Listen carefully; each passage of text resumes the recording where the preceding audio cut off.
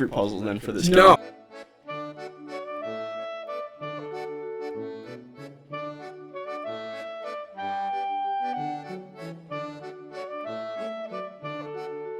Good evening, ladies and gentlemen. Welcome back to the Nancy Drew Games review series, where we are ranking every single Nancy Drew game on 6 key aspects, being the story and premise of each game, the suspects, the puzzles, the music, the atmosphere, and the ending. I'm your host, Jameson. And I'm Julian. What's going on, everyone? And today we are bringing back our special co-host, Sylvia, to help us review Nancy Drew Danger by Design. Hey, guys! So, the reason we really wanted to bring Sylvia back in this one, whereas the last review that we did, Julian wasn't the biggest fan of Shadow Ranch, and I was a fan, and Sylvia was a mega fan of the game. In this game, Sylvia is willing to defend Danger by Design. Julian and I, not so much.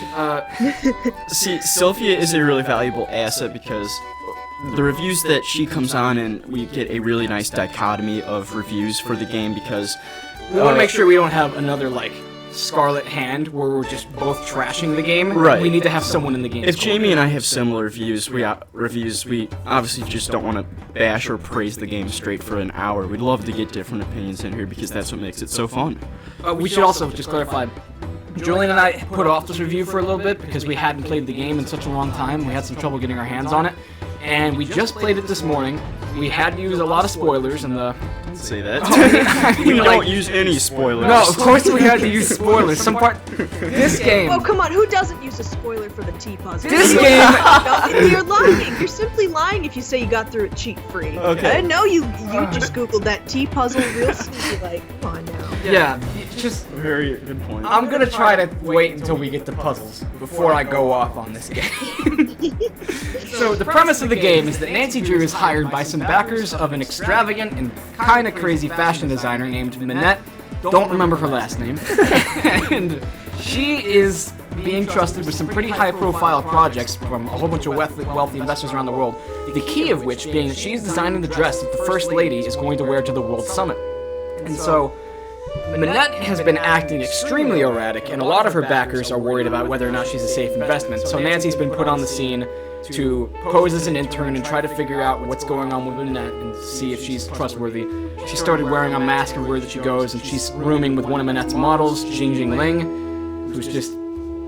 Everyone in this game is insufferable, even to an extent. Really? No, I like Gigi. Yeah, I like Gigi. No, she lies to you all the time! Okay. Oh, come on. Okay. But she gives you cookies? No, she makes you bake the cookies. She never gives you the cookies. She just talks about it and then just dangles it.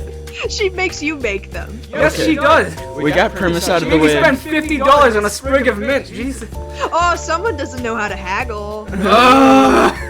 No, Minette has a huge history of temper tantrums that often get in the way of her work, and the game throws you right into the midst of one of her temper tantrums right from the start. But right prior to that is just a cool cutscene. It's like 3 seconds long, literally, but it's of the windmill. And I gotta say, Minette's workshop in this windmill, it's my favorite place in the game. It's actually so cool. I mean, yeah, the game takes place. Minette has bought this old moulin, which is like French for windmill or something, that an old lady lived in who died the year before. She becomes very, very relevant to the plot just a little ways into the game. But, yeah, Nancy walks inside, gets a plant thrown at her, and that's basically a good metaphor for this game and the player. Walking into Minette's windmill office area, we get thrown into the first temper tantrum of the game with Minette, and then we also get to meet her assistant, Heather. Heather is also my favorite character in the game, but we won't touch on characters just yet. Heather's like the only character in this game that's not a just absolute circus clown. As the story progresses, we meet other characters. This is actually a game with 5 suspects, or if you can call them suspects, really. Yeah, see, this is a game that Julian and I's perception of it, playing it and growing up, was that you knew from the start that Minette was the culprit. The whole game was just trying to figure out what she's doing and why. Why is she acting so strange? And that's kind of a very different formula that Her Interactive took on this game, and overall I don't think it was that successful, or at least not as fun. Because, for one thing, there's not really that much of a mystery in this game. I mean, it's like... Yeah, no, there is a mystery to be fair, but it's just the suspense of it's like the whodunit factor. You know? Yeah, Yeah, there's 2 mysteries actually, if you count both the Threatening notes Minette sort of plot and then the plot dodo with box. Noisette Tournard. Yeah, Oh, Noisette oh, Tournard. right. That was a cool thing. Yeah, the game actually branches off so that Minette's storyline kind of gets replaced with the whole, was that Chouinard, or no. I'm trying to... No, you're thinking of Jean. I know, no. Jean-Mi Takana! That's a classic conversation. I love that. Classic conversation. Questionable. And I'm trying to think of how to cover the premise more thoroughly. Okay, basically, Nancy's in... That should be mentioned, is that it is so difficult to talk about the plot, because it's kind of muddled. Like, when you think about what you do and what is told to you and how you interact with the characters, it feels like you're not really taking either of the mysteries that seriously. Do you know what I mean? Yeah, I get that. I don't know where I saw this. I was reading a blog because I was curious about like people's top 10 Nancy Drew lists. I saw someone put this in like their top 5 once, and I'm astounded. No, there's always people that someone's worst game is someone's favorite game. That happens all the time in this franchise. That's the beautiful thing about this community, is that every game has a home with some fan. In short, this game tried to be the Paris game, just like how Kapu Cave tried to be the Hawaii game, and Castle Moy tried to be the Ireland game. A lot of the game is just central around the location and trying to be all about the culture and the history. Well put. So, as far as suspects go, Sylvia, do you have a favorite that you want to call dibs on for your character analysis? Well, since you guys don't really, I could bat for any of the characters, but let's see who you guys like. Actually. Okay, I'd be happy to take Minette or Heather or Dieter. I'll take Dieter. Dieter's probably my favorite if Heather's Julian's favorite. Yeah, that's Dieter von Schwesterkrank. Yeah, yes, John Schwesterkrank, yeah. Heather's my favorite suspect because we get a nice relationship with her and that we both are very much annoyed by Minette. Heather shares the same feelings as Nancy, that Minette's kind of just condescending over us and assigning all these trivial chores, and she's got no method to her madness and everything. And all of the dialogue with Heather I really enjoyed for the most part, and especially the subplot of her sending her the death threats that were found in the dodo box.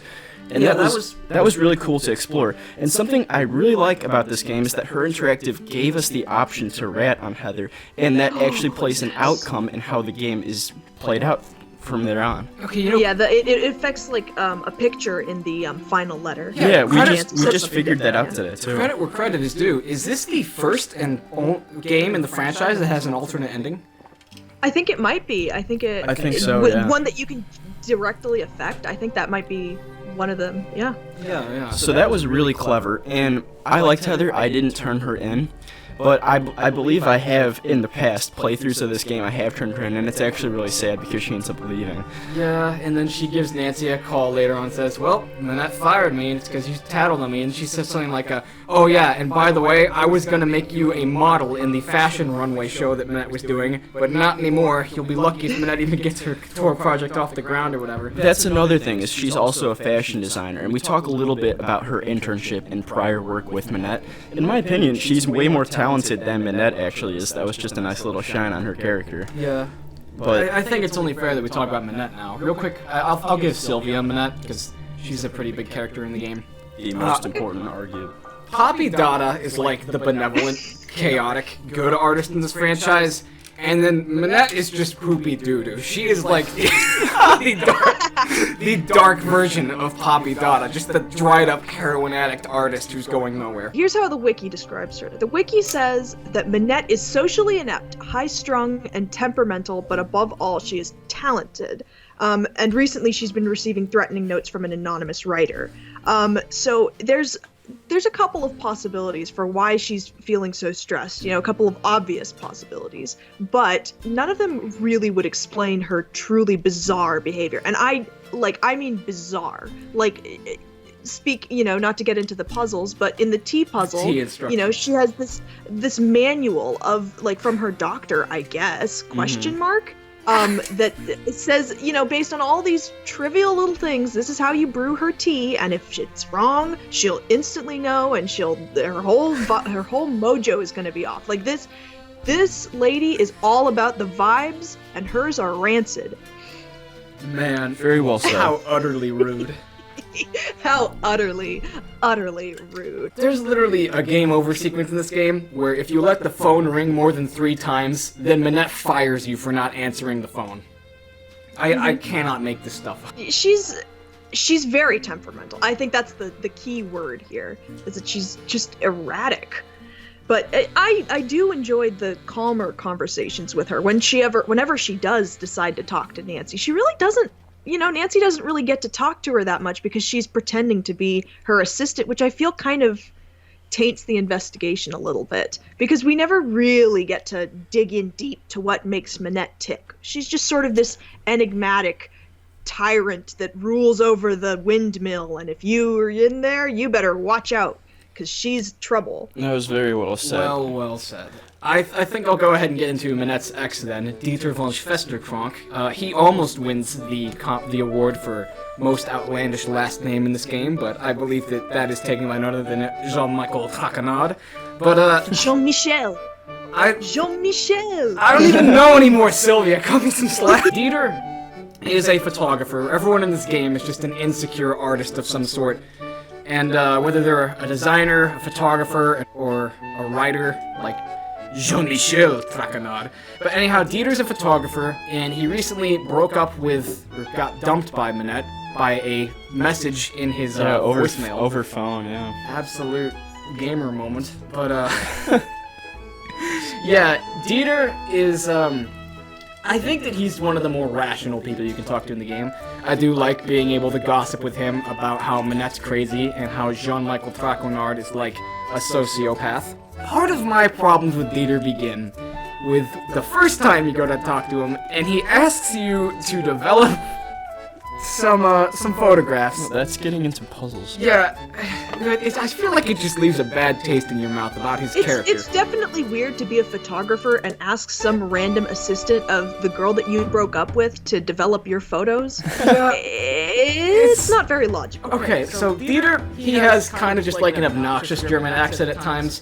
I don't know. I don't have very many friends from Germany, so maybe that's actually what Germany's like, and it's not just a stereotype. Who's to say? He actually looks like a Ken Barbie doll. He does. Like, he looks like a female Laurie Gerard. I'll give it that. Yeah, that's actually pretty dang accurate. Maybe, Wait, did you say a female a male Laurie Gerard, yeah. Maybe Tino needs to step aside, and Dieter would be a good match for Laurie. I can see it. Also worth noting, he has a pet boa constrictor. Ah, yes, a pet boa constrictor which escaped confinement and is apparently loose in his studio. That plot point never got picked up. Really thought it'd be kind of cool if we had like an Iggy the Iguana situation where, like, there's a freaking boa constrictor writhing around the game. It'd be cool to at least see him in like an Easter egg sense. Yeah, I would have liked to have seen it or interact with it. But, I guess there's not much more I can say about Dieter until we get the puzzles, so I think that ought to pave way to... Who do we take? Lee. Yeah, we should take JJ. Gigi. Oh, you? Gigi.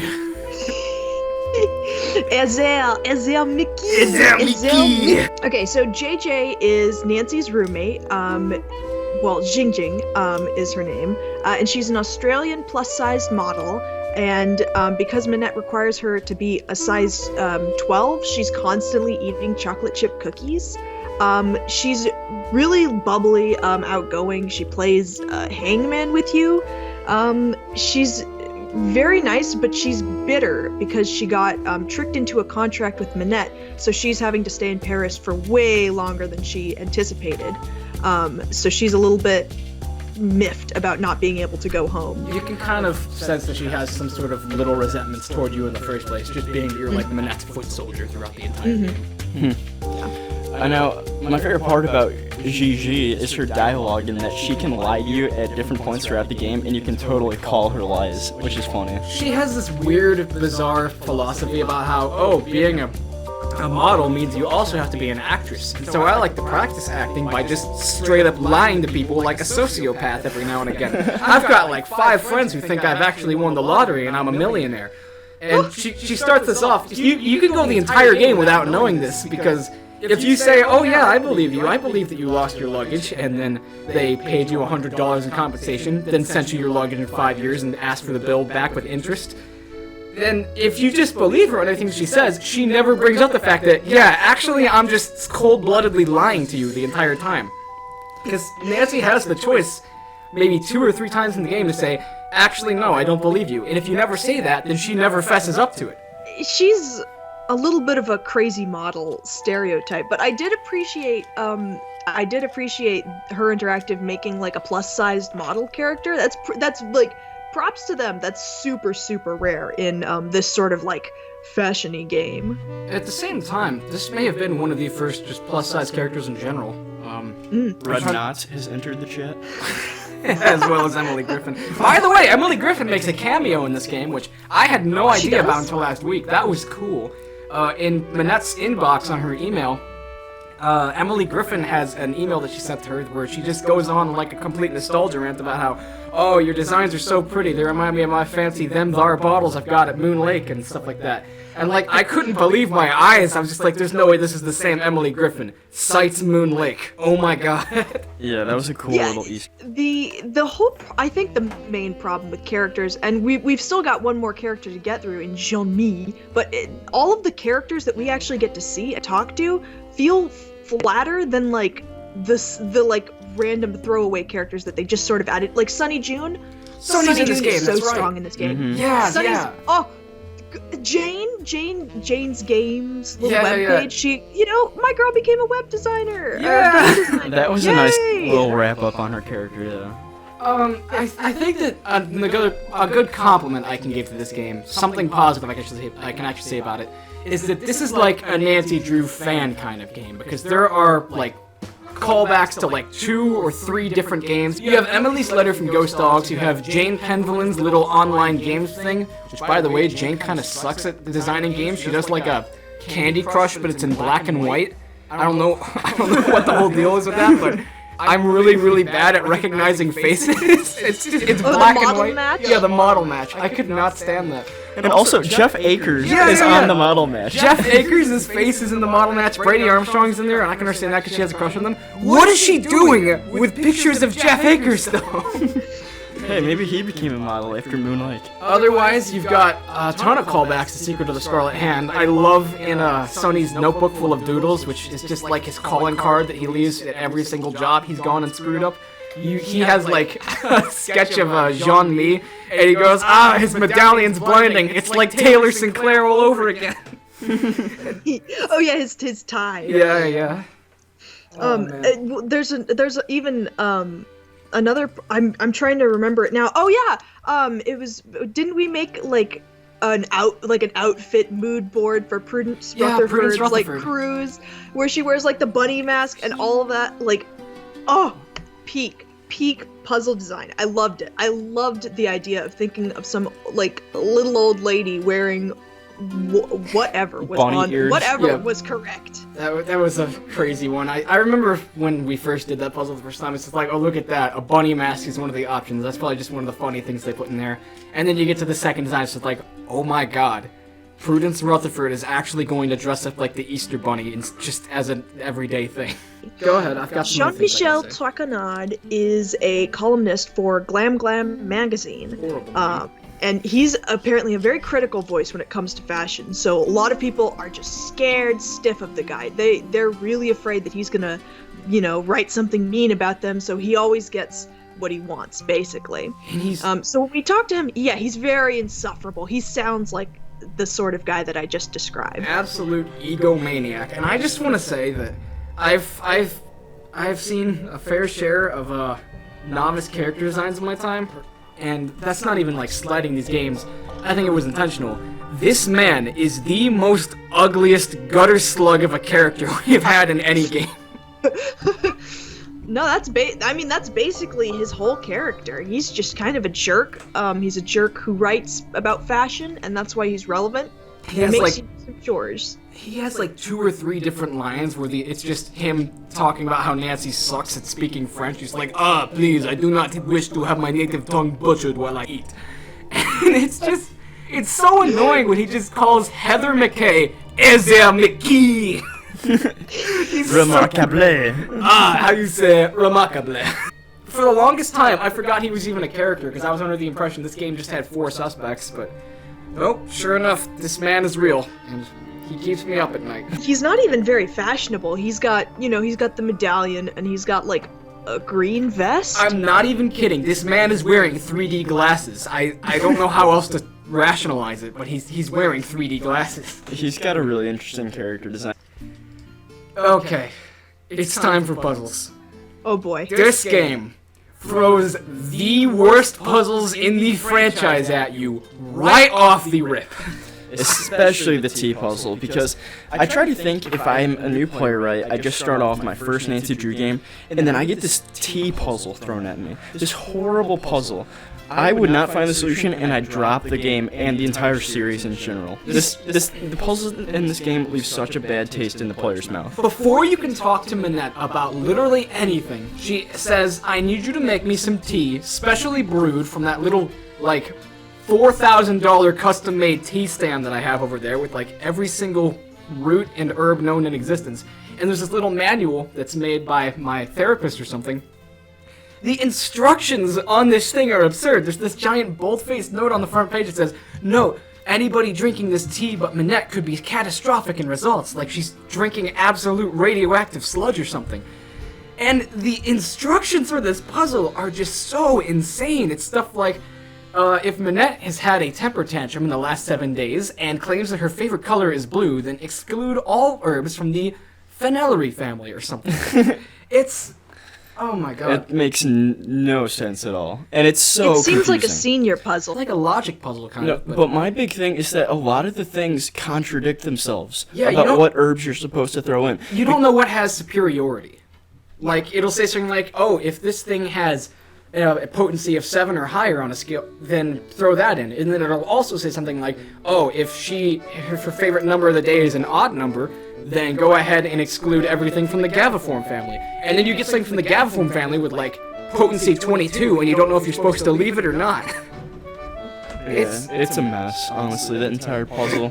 I think And it really hurts that after that, it's just more chores. Before you can do literally anything, you've got to go to Dieter, you've got to go to JJ, you've got to like fix the printer, you've got to do Minette's little, like, you've got to do the Prudence Rutherford puzzle. Like, all of this before you can really do anything. Yeah, immediately after this puzzle is the second worst puzzle, which is the printing in Dieter's lab. No, that's not printing. That's the printer puzzle is different. The printer puzzle is actually, like, absurdly easy.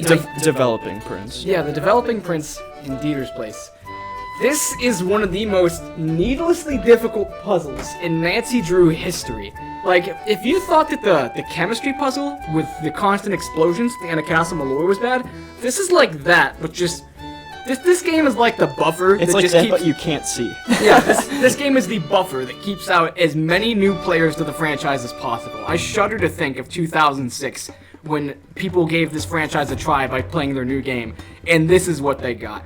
So basically, you are in Dieter's darkroom, and this guy is the most unprofessional photographer I have ever seen, because he's like, oh yeah, my timer broke, so you're gonna have to count in your head how long you keep this in the developing fluid and then in the next solution and stuff.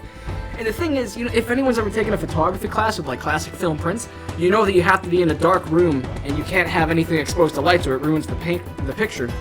And so that's forgivable. That adds some challenge to it, because what you're supposed to do is turn off the lights at the beginning of each step and then do it in the dark. What is unforgivable is that this man keeps a whole bunch of just willy-nilly, arbitrarily, cattywampously placed explosive chemical bottles and elements in between every single developer tray in his studio. So you turn off the lights, the screen is pitch black, and you have to use your poor memory of where everything on the screen was, or you could just tape on the screen like young Sylvia did. Yeah. And if you click on a bottle, you knock it over and Nancy explodes. Yeah. May I just, in poor Dieter's defense, he is a bachelor. This is why Minette left you, Dieter. His darkroom is literally his bathroom. I just put two and two together. He's made a makeshift darkroom out of his bathroom, because there's like a toilet and a bathtub in there too.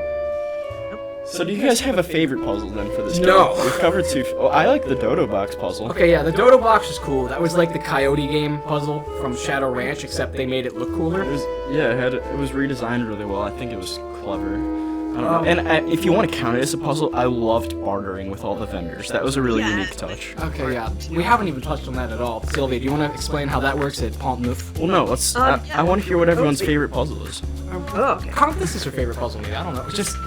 Alright, let me think about... If anyone wants to go on to elaborate on their favorite puzzle, I need a minute to figure out what I hate the least about this game. I'm thinking of the puzzles right now, but there's like there's a bunch of code breaking puzzles, which I was not very good at, but I struggled through.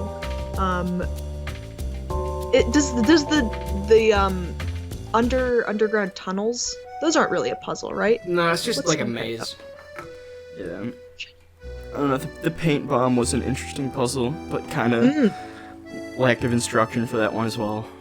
Yeah. You know what? What I kind of liked about this game was, like, I could just sort of waste time doing random stuff. Like, I didn't mind doing the paintings and to make money and buying random stuff. And, like, I would like to, I liked wasting time, basically. This is a very slow-ish game, so if you're ever bored, there's not much to do but the plot, but there's a lot of stuff to do, like, that's totally worthless. You could go back and play some of Jane's games. You could, I don't know if you can redo the cooking puzzle, but there's a variety of different Paris-themed stuff to do. So I usually get lost in the plot, which is why I'm so fuzzy on it. This is one of the few games that I don't really care about the plot. Do you know what I mean? Yeah, like, no, we feel the same way. I think my favorite puzzle is probably gonna be the red, left, green eye decoder thing, which is like this weird sheet that Dieter gives you.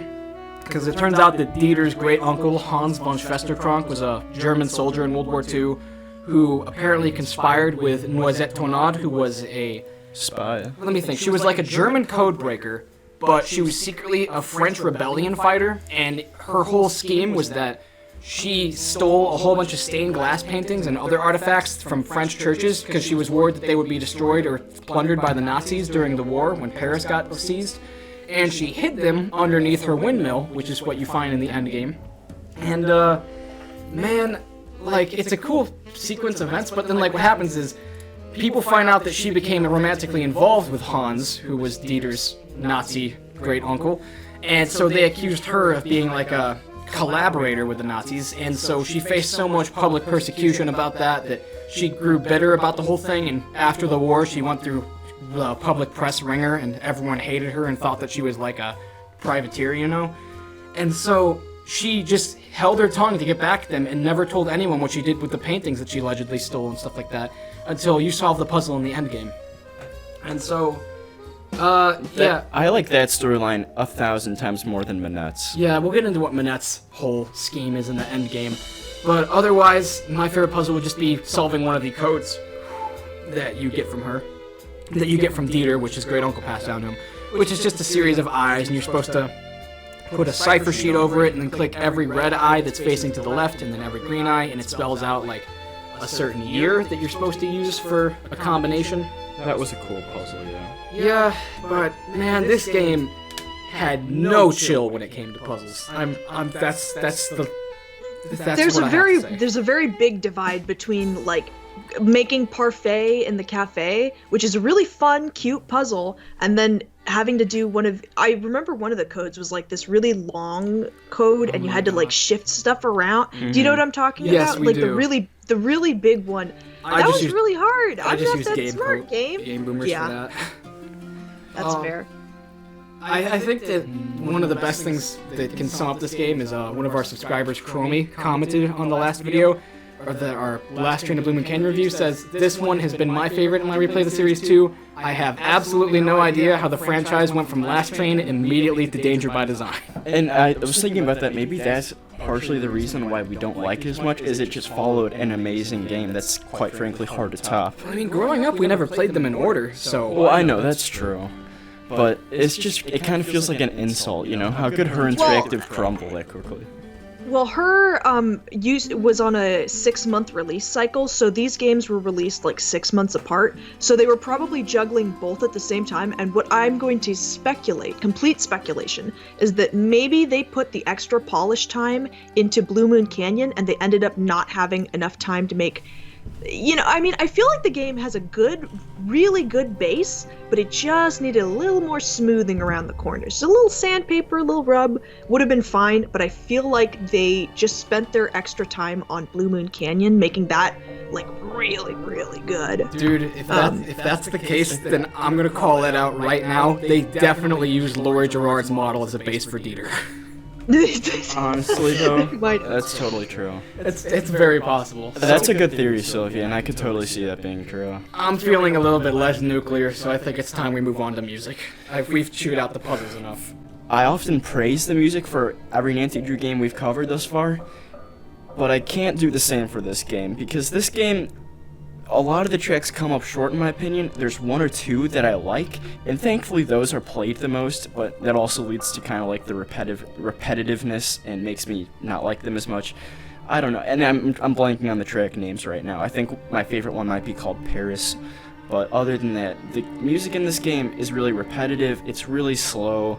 I've got a quick answer for you on what my favorite track in this game probably is, and that would simply just be the map music, which makes going to the map a little bit more enjoyable. Oh, it's like the jazzy theme? Yeah, kind of. It's like weird 90s electric French music. It sounds like the most 90s music instrumental that I could ever hear. It's just, there's like bells ringing in the background of some parts, and it always plays whenever you leave a location and go out to the map screen without fail, so you hear it plenty and plenty of times.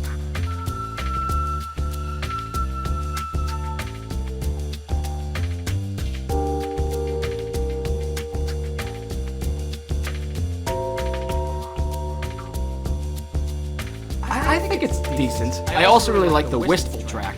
Wistful is one of the slow tracks that I think Julian may have been talking about.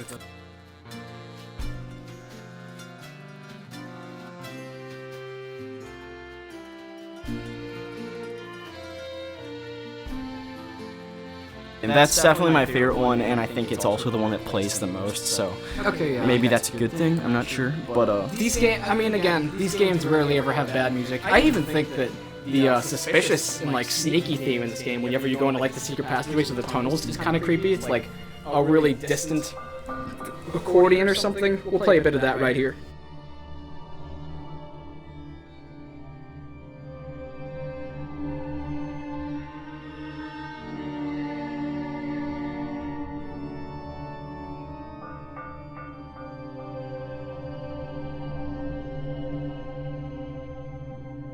Sylvia, what about you? We've talked over music so far. What do you have to say about music?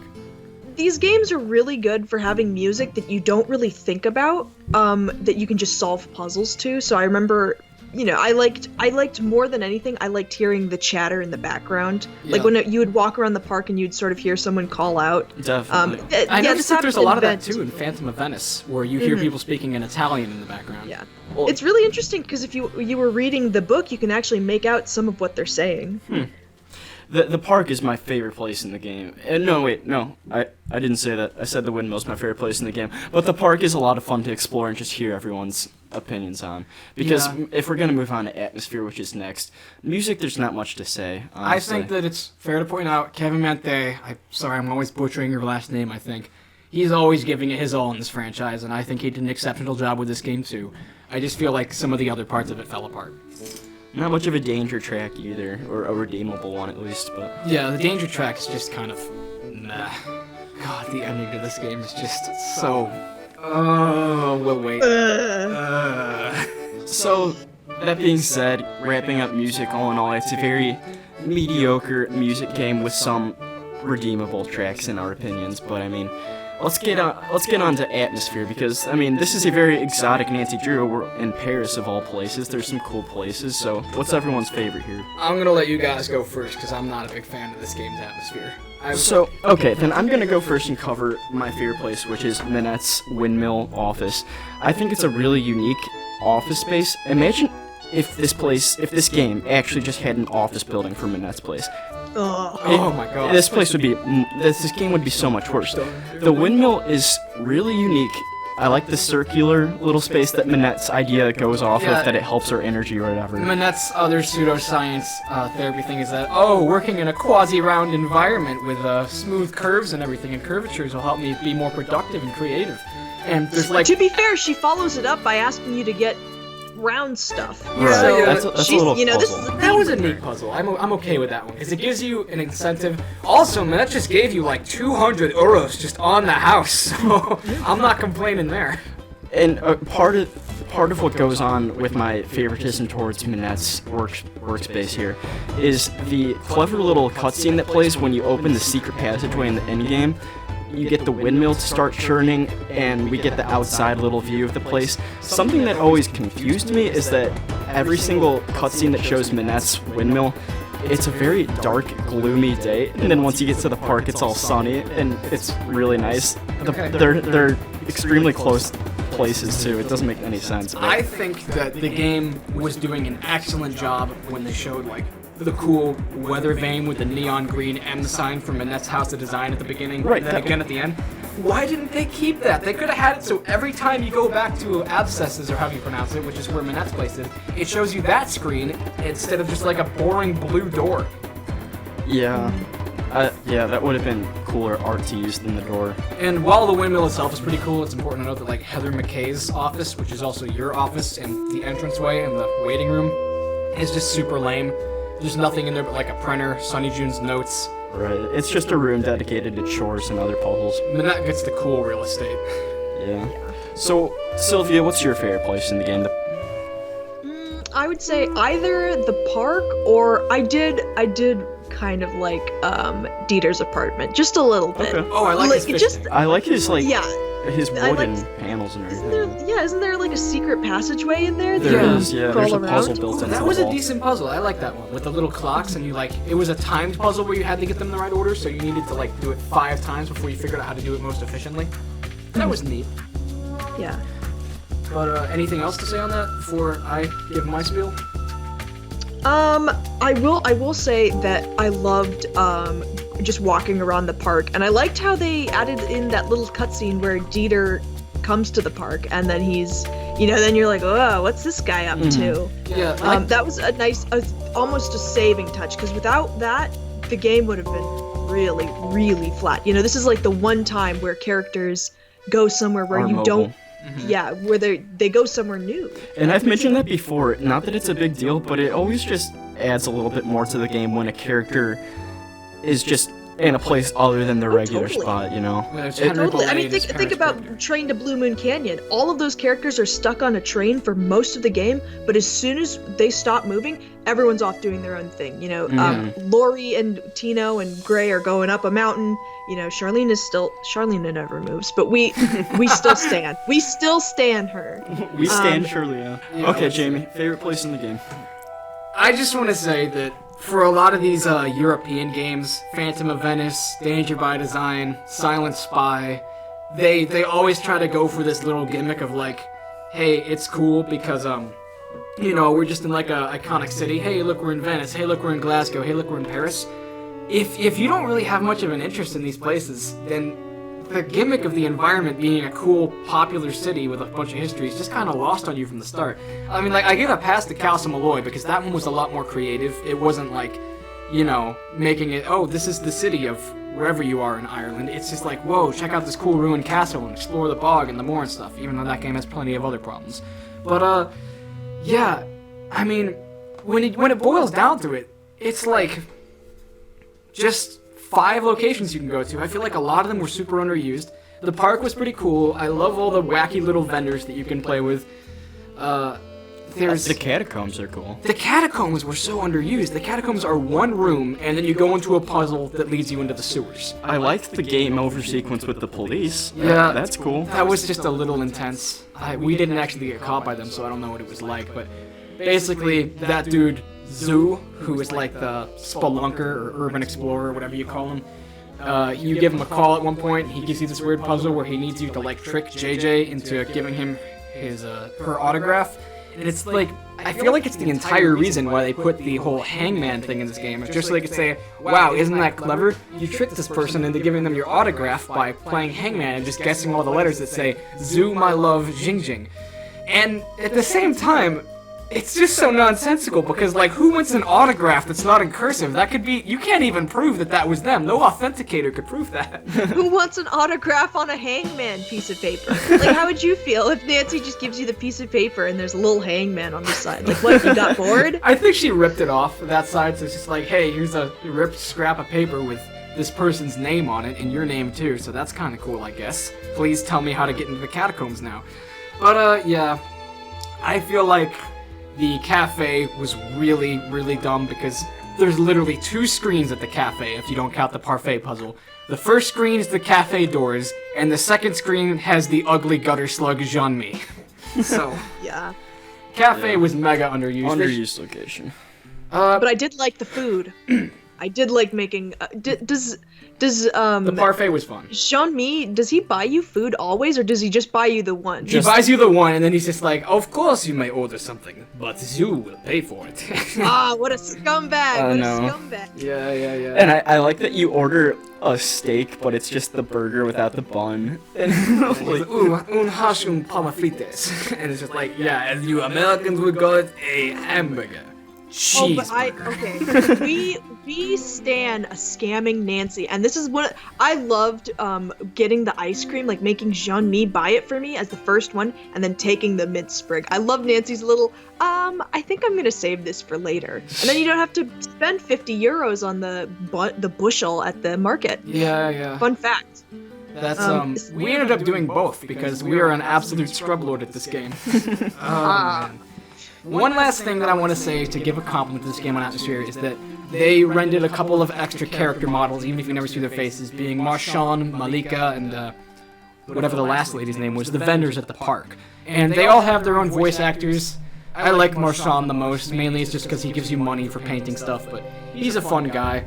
Everyone just has kooky accents. Borderline criminal as well. yeah, we were He's like, talking about let's that. paint these replicas. Ah, yes, these replicas. It was painted in the 15th century, so there was no copyright law.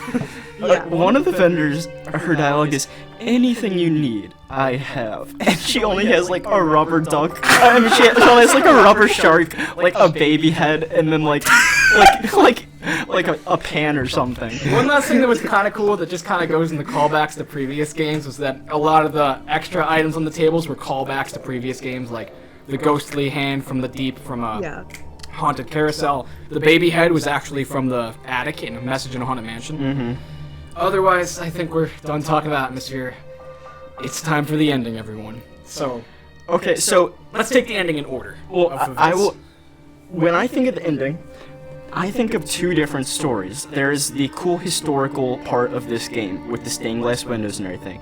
And then there is the, in my opinion, a little less than par Minette storyline with the German spies and how the dress she's making is a spyware that takes voices and such. I preferred the historical one much more. I thought that was really clever and kind of sweet, actually. But Okay, so that's my 2 cents, is that the historical one is better than the actual game's plot. But I want to hear what you guys have to say. I think it's important to note that those 2 subplots have almost no relation. Really, the just only relation is that The Mulan. well, yeah, the Mulan. So Dieter was dating Minette because he wanted to get closer to the Mulan to try to figure out where Noisette hid the apparently artwork, because he thinks it's hidden there. And then when he got dumped, he just got all bitter about it and angry, and eventually he just gives Nancy the codes and clues that he has, and he says he gives up. Actual Joe Akers moment, or whatever his name was. William Akers. But anyhow, Nancy gets into the basement, and I think this is like one of the prettiest rooms in the game, where she finally opens up the windmill in Minette's room and gets the trapdoor to open up, and down there is like a locked door, and on the other side of it is a whole bunch of panels of stained glass, and it's really, really pretty. The room is brilliantly illuminated, and there's a note from Noisette in there, and it's a really cool subplot. It gets a perfect conclusion. Nancy gets trapped inside briefly after reading this letter, which, by the way, this letter is in perfect French, and Nancy reads it, translating it perfectly, when literally 10 minutes ago she could not translate rouge, blanc, and bleu as red, white, and blue. So I feel like that's a pretty big problem. There. Maybe they wanted to make it look like throughout the game Nancy was slowly learning French better and that she was starting to actually take to the language. But that kind of fell flat on its face, and they paced it really poorly when there's like a 15-minute gap before her, just being some everyday schmuck, just a Lisa Ostrom who can't speak other languages, and then in 10 minutes she just becomes a Professor Hotchkiss scholar of French history. So, man, this would have been a good game to have Professor Hotchkiss come back, at least as a phone contact. Yeah, it would have been, but I think this plot could have been more valuable if they just tweaked a couple little things. Like, first of all, Ernst and Gunther Schmeck, it's really convenient that these 2 bad guys we've never seen, we've never heard of, One dude, I'm sorry, the one dude is the one who gives you a threatening phone call about halfway through the game, and he says, I want to talk to Minette. And he has a decent German voice. He has a believable, sinister German voice, and that's good. I think his name's Ernst. And then this other dude, Gunster, just absolute Edward Richtofen, just goes, Ja, we have the dress now for the World Summit. And he has just the most obnoxious voice. He puts Dieter's obnoxious accent to shame, and somewhere on the other side of the continent, Karl the Burgermeister is cowering in his Bavarian inferiority. You want to know what's absolutely totally unfortunate? You mentioned, this one guy has a great accent, but you want to know who did that voice? The same guy who did Dieter. Dieter, really? the range of these. The range. Whoa. So, yeah, as soon as you get out of the little stained glass room, you start to hear this confrontation between Minette and these two German spies that were like for, the East German police force or prior agents of it back from when the Berlin Wall was a thing or something? I'm not sure. You were saying something? Yeah, I was just going to talk about the endgame challenge more or less and what leads up to it, because it's revealed that Minette, the grand dress she's been working on the entirety of the game, is actually a audio device that picks up everything that's being said.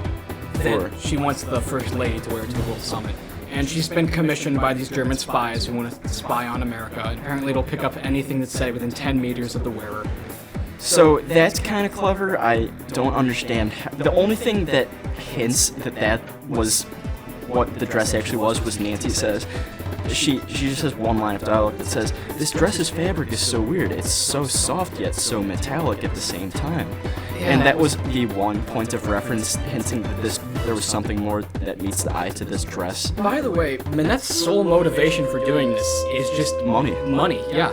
I mean, there are surely other characters in the franchise to do this too, but at least they have foreshadowing and such. Minette's just made out to be some sort of weird character who doesn't care about money and stuff, but it would have been a lot more interesting if Minette, instead of this financial problem that kind of just spawned out of nowhere in the endgame, if she was being blackmailed for a greater purpose reference throughout the game. Yeah. And we kind of get a glimmer of that with that tattoo reveal that's the last screen of the game. First, I think we need to talk about silly. the That's endgame really puzzle. silly.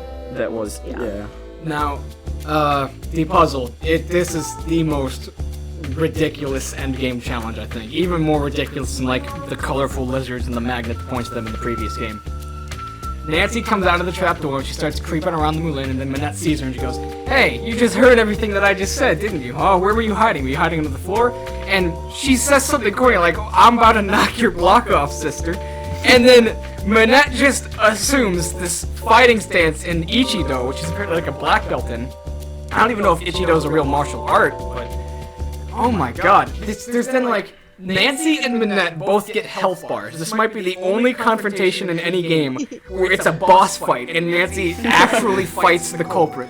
I mean, well, she doesn't fight; she blocks. Yeah, they're very specific about that, and I suspect it's to maintain their child-friendly educational sort of brand.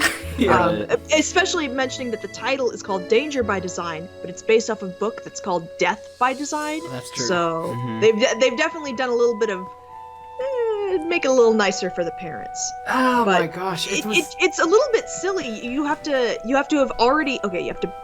read a book about Ichido, which you don't know to do. We didn't even read the book. We just guessed because. Yeah, she gives out a cry which responds to which of the 9 squares that she's going to attack next, and what you have to do is move your cursor to presumptively block that attack, which will tire out Minette and take a little bit of her health points. Yeah, whenever she gives a right hook, she goes, "Ika!" And she gives you a 2-second warning, "Hey, I'm about to give you a right hook. Make sure you have ample time to block it." And basically, you just keep on blocking her while she just shouts in complete Ichido madness and then throwing punches at you until she just gets tuckered out and literally just faints on the floor and her mask falls off. And who wants to talk about the mask falling off?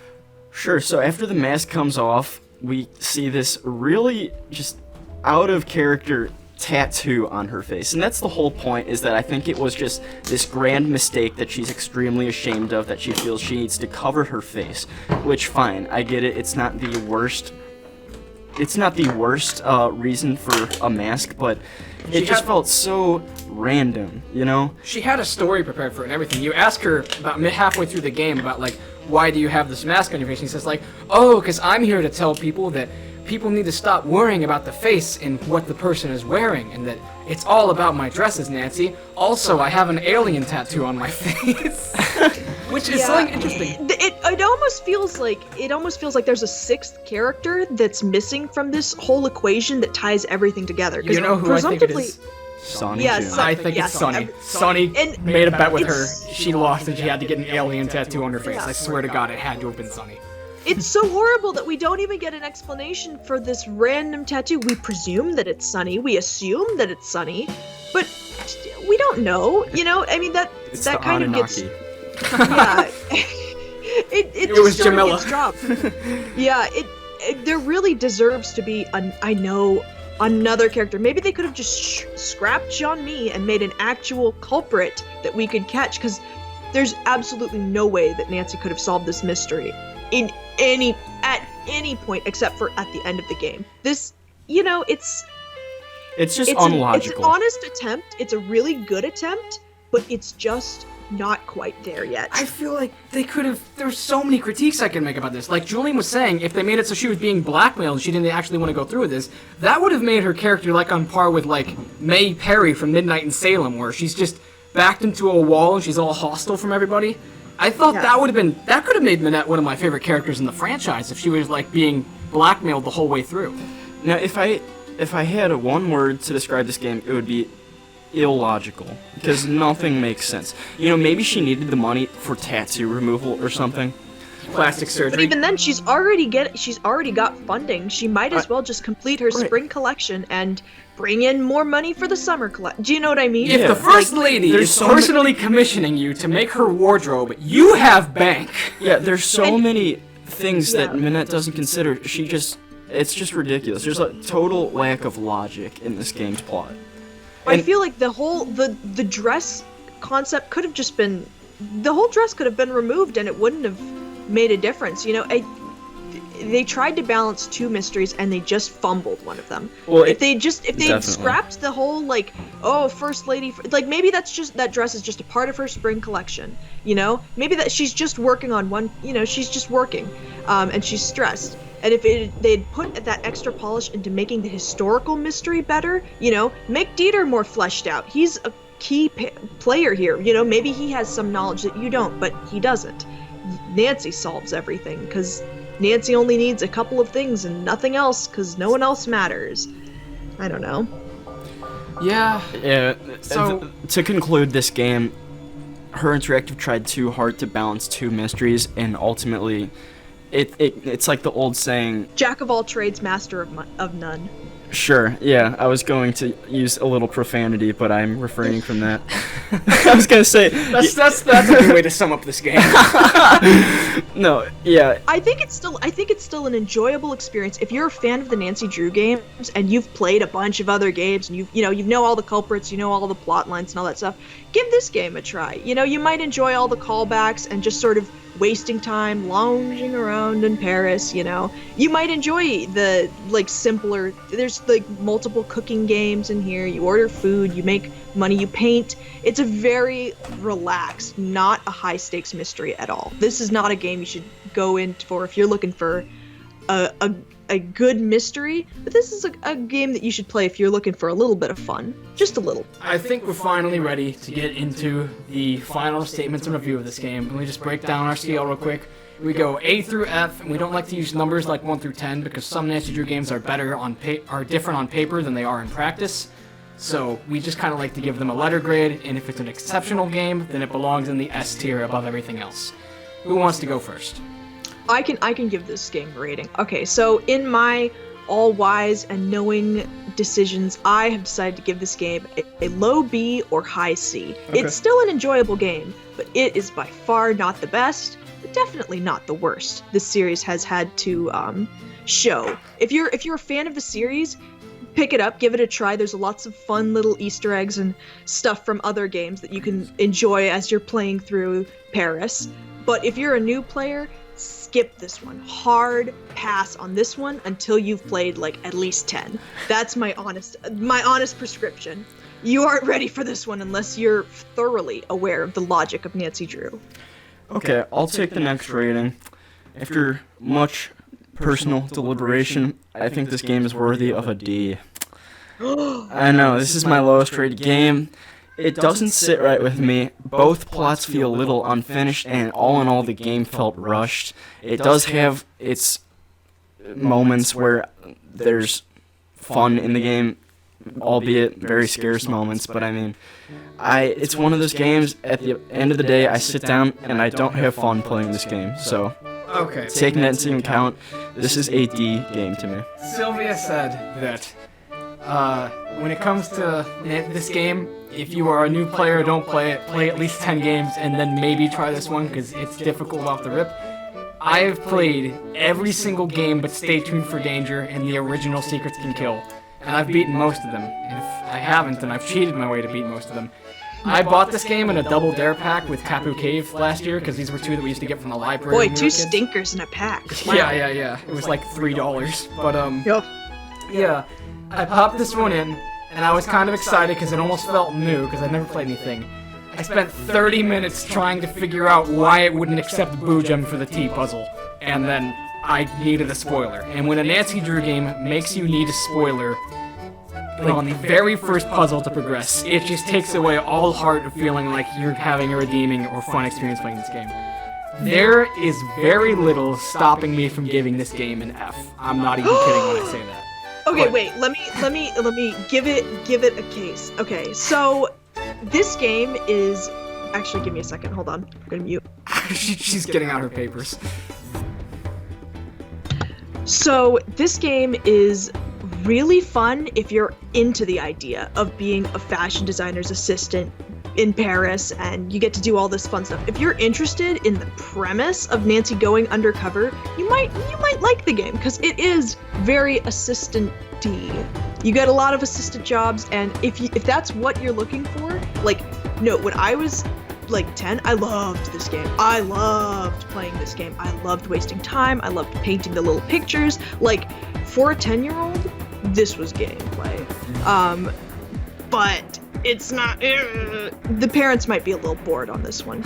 You know what I mean? Yeah, we didn't even force our dad to play this one with us. We thought that'd be too cruel. But I'm gonna have to go with Julian on this one. This game gets a D from me. It has two of the worst puzzles in the franchise, being the photo developing and the T at the beginning. And both of those puzzles are right at the beginning, and that's almost unforgivable. That is unforgivable for me. That there's very little to do with hints in this game. There's some puzzles which are good, but they are very, very easily outshined by the terrible ones.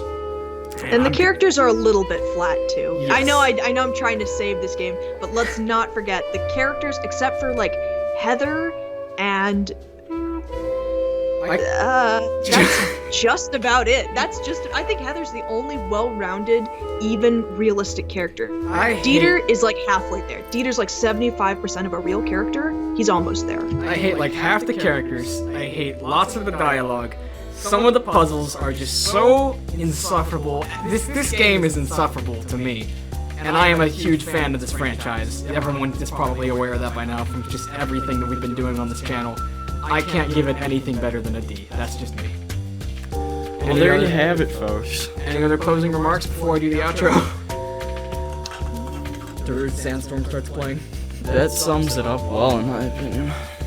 Well, special thanks to Sylvia for coming back in for this one and trying to Yeah, sway it was us. great. Yeah. Real glad to have her back. That concludes our review for Nancy Drew Danger by Design. We are just about to upload a long, nostalgic ambience, no commentary playthrough of this game. If you have a nostalgic pull to this game that you'd like to listen to when you go to bed or just while you're doing work for quarantine and stuff. Otherwise, stay tuned for our next review of Creature at Kapu Cave, where we very well may bring back Sylvia to have another polarizing discussion. Anyways, stay tuned, everybody, and vote for Holt. Vote for Holt. Vote for Holt.